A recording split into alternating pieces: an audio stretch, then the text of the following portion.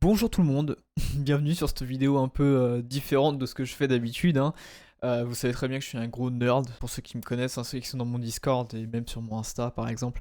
Vous savez que je suis un énorme nerd, il y a énormément de sujets d'informatique qui me passionnent. Et il y en a un particulièrement qui ne va pas intéresser tout le monde, mais qui moi en tout cas m'intéresse de folie, c'est le système d'exploitation. Je comprends pas pourquoi on n'en parle pas plus que ça. Tout le monde connaît Windows 11, tout le monde connaît macOS, mais est-ce que tout le monde connaît genre Hannah Montana Linux ou des trucs de cons comme ça?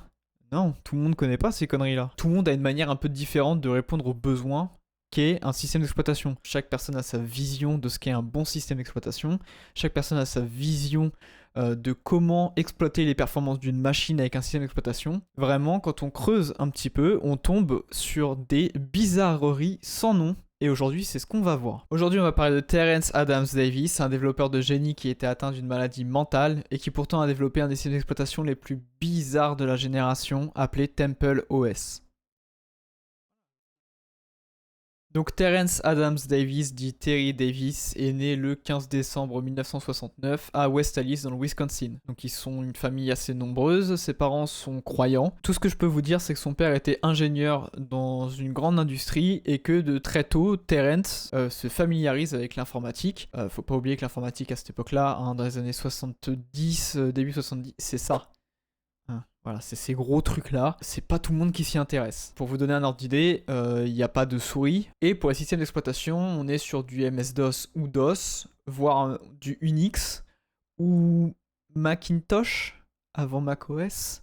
Tout ce que je peux vous dire, c'est qu'il n'y avait pas d'interface utilisateur. Enfin, il n'y avait pas d'interface visuelle utilisateur. C'était vraiment du texte. Donc Terence se familiarise très tôt avec ces ordinateurs-là. En école primaire, il a chez lui un Apple II pour faire ses cours d'école primaire, hein, donc c'est une machine qui valait quand même relativement cher pour l'époque. Il apprend l'assembly, un des langages de programmation les plus imbuvables et les plus durs à apprendre, sur une Commodore 64. Donc bien sûr, la suite logique pour notre petit génie, hein, notre petit Terence, ça va être de s'inscrire à l'université d'Arizona dans un cursus donc, de sciences de l'informatique, qui va valider en 94, hein, tout simplement, il va être diplômé de l'université d'Arizona. Le problème, c'est que quelques années après, il a été diagnostiqué en ayant un trouble bipolaire qui était en réalité sa schizophrénie qui commençait un peu à se réveiller. Il a commencé à avoir des épisodes de manie où il disait à ses proches qu'il était en communication directe avec Dieu, où il disait aussi être traqué par la CIA ou la NRA ou les sociétés un peu les services de reconnaissance américains, et il a même dit plusieurs fois qu'il pouvait parler avec les aliens. Donc on comprend bien vite que c'était pas une bipolarité. Faut savoir que dans ces années-là, en 90, fin 90, début 2000, la maladie mentale, c'était un peu, c'était moins important. Les gens y accordaient moins d'importance à ces lourdes maladies mentales. Le problème, c'est que tous ces épisodes de manie lui ont amené des problèmes. Il a été arrêté plusieurs fois, il a été interné en psychiatrie plusieurs fois. Donc du coup, ces épisodes de manie, ces galères, il s'est retrouvé plusieurs fois à la rue, va mener à son décès, donc le 15 décembre 2018. Je rentrerai pas dans les détails par respect pour la personne et pour sa famille. On n'imagine même pas la souffrance de ses parents. On va aujourd'hui regarder son travail, donc on va visiter Temple OS. Il a développé Temple OS en fait, suivant les principes que Dieu lui dictait. Encore une fois, je sais pas comment ça peut se transcoder sur un système d'exploitation, mais c'est exactement ce qu'il a fait. Donc Temple OS, c'est un système d'exploitation basé sur Unix, qui reprend les codes stylistiques de MS-DOS et de DeskView ou de la Commodore 64, donc tout en CLI, tout en Command Line Interface, hein, c'est une interface en ligne de commande. Le système d'exploitation est fait pour tourner sur des processeurs 64 bits, demande 512 mégabits de RAM, il n'y a pas d'accélération 3D à proprement parler, et puis il y a d'autres petits trucs un peu sympas, mais on va aller voir ça ensemble. Truc aussi un peu intéressant, c'est que pour développer son système d'exploitation, il a aussi créé son propre langage de programmation qu'il a appelé Holy-C. Donc c'est basé sur C, C++, ça reprend des codes des deux langages de programmation, et c'est un truc qu'il a modelé réellement à son image. Tout ça, c'est un truc qui a été, entre guillemets, dicté par Dieu au travers de ses visions, et qu'il a vraiment mis en place dans le but unique d'accomplir une quête religieuse. Il n'y a pas de but d'exploiter les performances d'une machine, il n'y a pas de but de vendre le système à des clients, il n'y a pas de but d'utilisation à proprement parler, parce qu'il faut savoir que on est en 2012 quand ça sort. En 2012, on a quoi? On a Windows 7, on a macOS 10, donc des OS avec une interface utilisateur graphique, un bureau classique comme on connaît, avec aussi du multitasking, avec une connexion à Internet, des choses qu'on n'a pas dans Temple OS. Donc on va regarder ça ensemble aujourd'hui. Donc là, je vais vous expliquer comment je vais faire tourner l'OS, parce qu'en réalité, j'aurais pu l'installer sur du matériel physique, Je l'ai pas fait pour la simple et bonne raison que j'ai pas de matériel physique qui est disponible actuellement. On va utiliser une machine virtuelle, donc QEMU, sur WSL. Donc pour ceux qui ne connaissent pas le principe d'une machine virtuelle, c'est un ordinateur dans un ordinateur. Ça permet de lancer des systèmes d'exploitation en isolant le système du système hôte. Mon PC c'est l'hôte, et la machine virtuelle à l'intérieur, ça va être TempleOS. Donc pour ceux qui se posent la question, il n'y en aura pas beaucoup, mais bon, c'est pas grave. On est sous Fedora Linux 42 WSL, donc c'est une distro que moi j'utilise depuis très longtemps, que je connais très bien. Et du coup, QEMU, je vais vous montrer un peu, je vais taper les commandes et je vais vous expliquer ce que ça fait aussi au fur et à mesure que je les tape. Donc on va utiliser QEMU System x86-64, donc pour émuler un système 64 bits. On va lui mettre une limite de RAM, donc pour memory, je vais lui mettre 512 mégas. Ça sert à rien de lui mettre plus. Hein. On va boot un CD-ROM. L'ISO, c'est un CD-ROM. Donc je suis déjà dans le bon dossier où il y a l'ISO. Donc voilà. On l'installera pas. On va pas mettre de disque dur. On va pas allouer d'espace à la machine virtuelle. Pas besoin de mettre de stockage. Pour VGA, je vais mettre VMware. Pourquoi VMware? Parce qu'aux différentes expériences que j'ai pu faire, c'est ce qui marchait le mieux. Et pour CPU, je vais mettre Max. Alors ça, c'est personnel. C'est parce que j'ai envie que la machine virtuelle vraiment ait toutes les chances de tourner correctement. Donc je vais lui allouer CPU Max. Et là, si on lance, normalement, on a QEMU qui s'ouvre. Et on a TempleOS qui démarre. QEMU sous WSL, la plus grosse contrepartie qu'il y a à utiliser ce logiciel-là sous WSL, c'est que le snapping de la souris sur la machine virtuelle fonctionne pas correctement. Mais vu que c'est un système d'exploitation qui est quasiment que en CLI, c'est pas un problème. Donc, est-ce que je vais installer au disque dur? Non. Est-ce que je veux visiter le système? En fait, si vous faites oui, voilà, il y a plusieurs parties pour apprendre à utiliser le système. Waouh. On a juste ici les touches, donc le paramétrage des touches. Donc, comme je disais, espace, clic gauche, entrée, clic droit. F1, c'est pour le menu d'aide. Hein, à tout moment, on peut appuyer sur F1, ça sort le menu d'aide. Très pratique. Donc ensuite, Escape, c'est pour sauvegarder et quitter. Et Shift Escape, c'est pour quitter sans sauvegarder. Donc CTRL M, si je fais CTRL M, ça sort ce menu. Ça, c'est le menu en fait de base où il y a toutes les applications différentes voilà, de TempleOS. Et c'est un peu ce qu'on va regarder aujourd'hui. C'est ce qui est un peu le plus intéressant. On va regarder les jeux. Parce que c'est ce que je trouve le plus intéressant. Et fun fact, pour les trucs là qui tournent, hein, les icônes qui tournent, c'est pas de la 3D. C'est qu'en fait, il a créé ses propres caractères ASCII, en fait. Donc, c'est comme des caractères, voilà. Et c'est des caractères qui tournent sur eux-mêmes, en fait. C'est de la 2D, tout ça, c'est de la 2D, mais il a outrepassé les limitations de son système d'exploitation avec des caractères ASCII animés. Donc, c'est brillant. Et encore une fois, c'est pas le genre de truc qu'un développeur débutant aurait pu penser. C'est un truc vraiment avancé. Hein. Ma machine virtuelle, en tout cas, je sais qu'il y a énormément de trucs qui fonctionnent mal.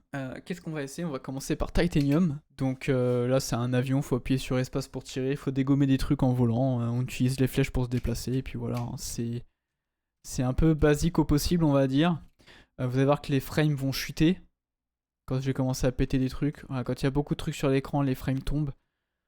C'est normal, entre guillemets, hein, voilà, hein, c'est de l'émulation. Donc voilà, c'est un jeu qui a développé tout seul, encore une fois. C'est un jeu en all ici, tout seul. Donc c'est assez brillant parce qu'il y a de la collision, il y a du déplacement, du scrolling, il y a des sprites. Il y a de l'aléatoire aussi, c'est jamais deux fois la même chose. Sur les différents tableaux, il y a de l'aléatoire. Donc il y a vraiment beaucoup de travail, on ne se rend pas compte, mais il y a quand même pas mal de travail pour réussir à développer ça entièrement en code.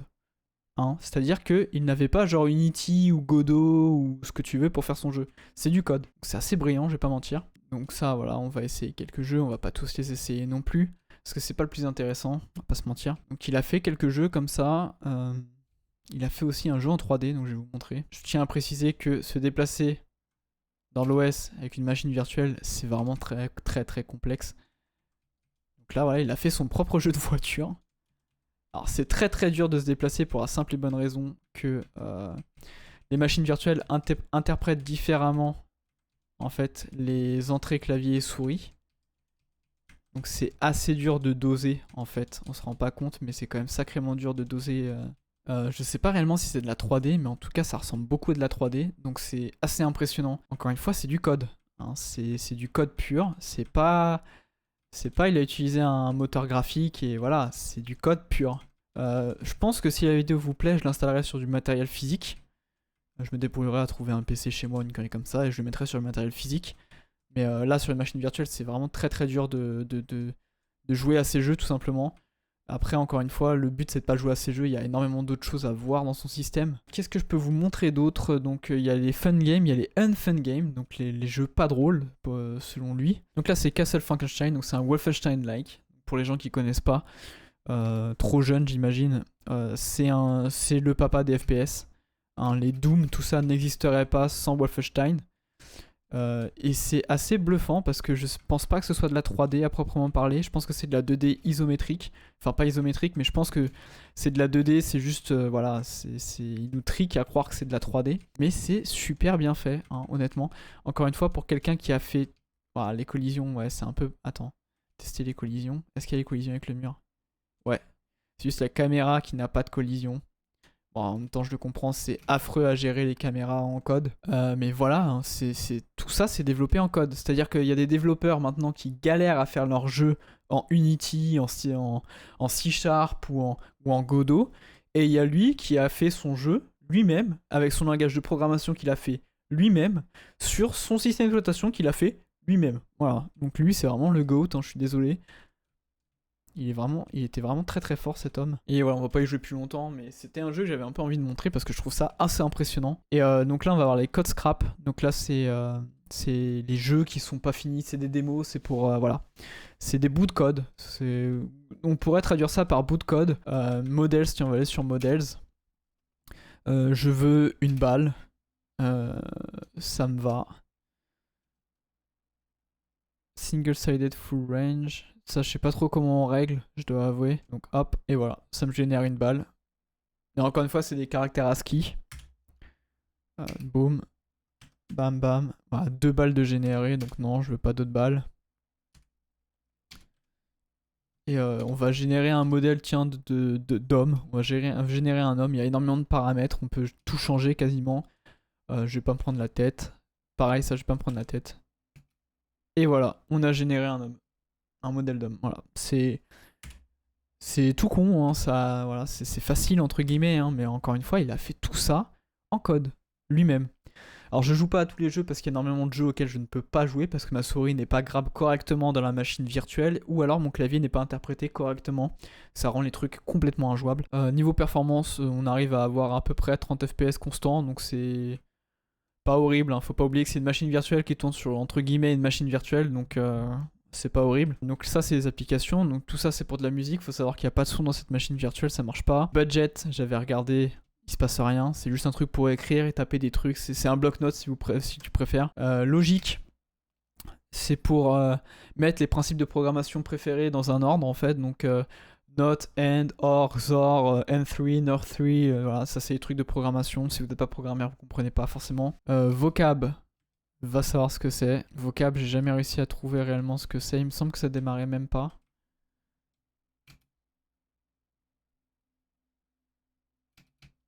Il y en avait un qui était assez impressionnant, je crois que c'était Talon. Talon, je sais pas s'il va bien tourner là maintenant tout de suite, mais à un moment il avait bien tourné sur mes essais et c'était impressionnant. Ah, ouais, 3 FPS. Donc on comprend tout de suite.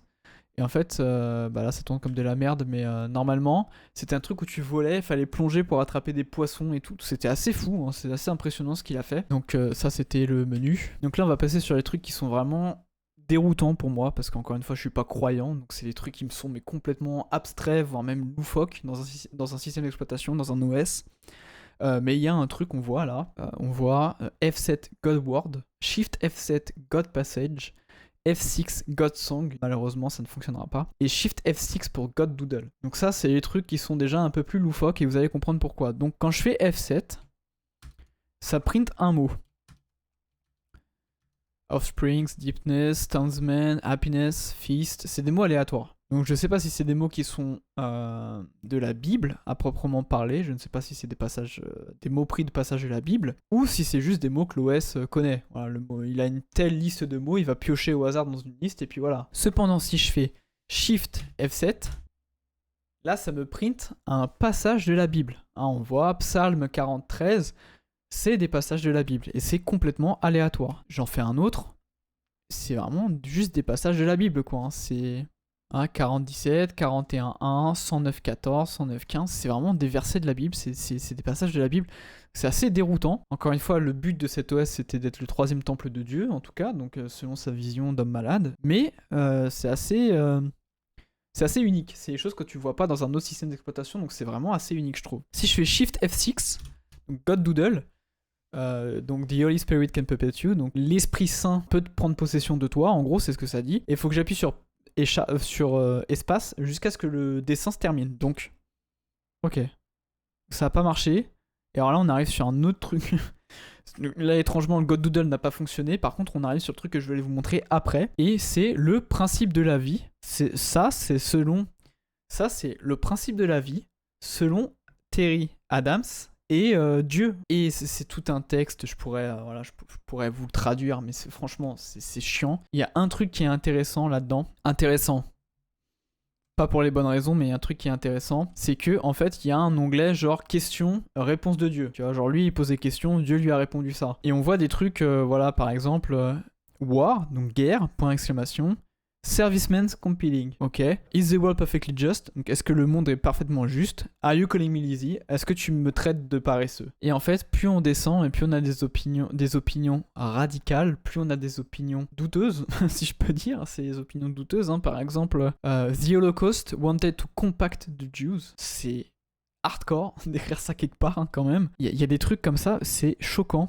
Smelling farts, Sodom. Réponse de Dieu, Sodome. Voilà, c'est la réponse de Dieu officielle. Hein, voilà, elle est là. Enfin, Et là, on comprend bien qu'en fait, c'était les opinions profondes d'un homme malade. Pas de sa faute. C'est pas. Faut pas juger Terence pour ce qu'il a dit. C'est pas Terence. Hein, c'est peut-être ce qu'il pouvait ressentir profondément, mais c'est un homme malade. C'est un homme qui était complètement malade. Et je trouve ça quand même assez. Ça, je trouve ça déroutant. Ça, je vais pas vous mentir, je trouve ça quand même sacrément déroutant. Et voilà, là, on voit les raisons pour lesquelles il a fait le système d'exploitation dans ce but-là. Hein. C'est Dieu qui lui aurait dit de le faire, et vraiment, on a les traces juste ici. Hein, c'est déroutant, c'est juste déroutant. Opinion sur le racisme, sport. Ok, le racisme est un sport, les gars. J'en connais beaucoup qui seraient médaillés si le racisme était un sport, mais voilà, le racisme est un sport selon Dieu, les gars. On socialism, pardon the French, never happy, never enough. Enfin voilà, il y a des trucs, c'est insensé, c'est incompréhensible, c'est insensé. Et c'est là où je pense qu'on rentre vraiment dans la bizarrerie sans nom. Là, je pense qu'on sort un petit peu du système d'exploitation. C'est bizarre, c'est bizarre. Favorite car, favorite soda. Ah, Dieu était un admirateur de BMW, et ça, je dois avouer que je suis assez d'accord avec lui. Favorite car, Beamer. Moi, je suis un Beamer boy aussi, donc j'avoue, ça, je suis assez d'accord, je pourrais me ranger derrière ce statement. Enfin voilà, hein, ouais, c'est... Voilà, donc on a fait un tour, sur TempleOS. Donc là on a le God Doodle. On doit appuyer sur espace, voilà, pour que ça fasse des dessins. On va bombarder l'espace. Donc là il me dit que c'est terminé. Donc appuie sur échappe pour insérer le sprite. Appuie sur Shift échappe pour jeter le sprite. Donc on va insérer le sprite. Je sais pas ce que ça fait, mais il est là. On l'a inséré, il est là. Je pense que ça va bien conclure en fait cette fin de vidéo. Hein. Encore une fois, c'était une bizarrerie. Un TempleOS c'était jamais fait pour concurrencer quoi que ce soit, pour faire du mal à qui que ce soit dans le système d'exploitation. C'était vraiment juste une bizarrerie. C'était vraiment le travail d'un homme vraiment savant, mais d'un homme malade. Encore une fois, ne portez pas atteinte à la mémoire de Terry Davis, de Terence Adams Davis, parce que c'était juste un homme malade. Je trouve que c'est fou qu'un mec ait réussi à développer tout ça tout seul, en étant malade, en étant quelquefois à la rue, en étant tourmenté, que ce soit sur les réseaux sociaux, que ce soit dans la vraie vie. Enfin, il a réussi quand même à mettre ça au point. Donc je trouve ça quand même bluffant. J'aurais aimé voir Terence prendre un traitement plus adapté. Ça se trouve, on aurait utilisé des produits qu'il aurait développés. Vu le savant de cet homme, il aurait pu vraiment créer des choses impressionnantes. Et je trouve ça vraiment dommage qu'il nous ait quittés et qu'on n'ait pas plus de travail de sa part. Donc si cette vidéo vous a plu, n'hésitez pas à mettre un petit like, hein, me dire ce que vous aimeriez voir en prochain système d'exploitation. Si ça vous intéresse vraiment, je pourrais littéralement installer ça sur du matériel physique. Comme Terence l'aurait voulu, je l'installe sur du matos physique, on fait un vrai test avec une souris qui marche, avec un 30 fps constant, et voilà, on regarde vraiment son travail. Si vous voulez voir d'autres systèmes d'exploitation un peu loufoques, j'en ai plein. Je vous dresserai une liste même s'il faut. Si ça ne vous intéresse pas, un pouce rouge, hein, par exemple, c'est pas grave, vous avez le droit de ne pas aimer non plus. Et moi, je vous dis à la prochaine pour ça ou pour du CS.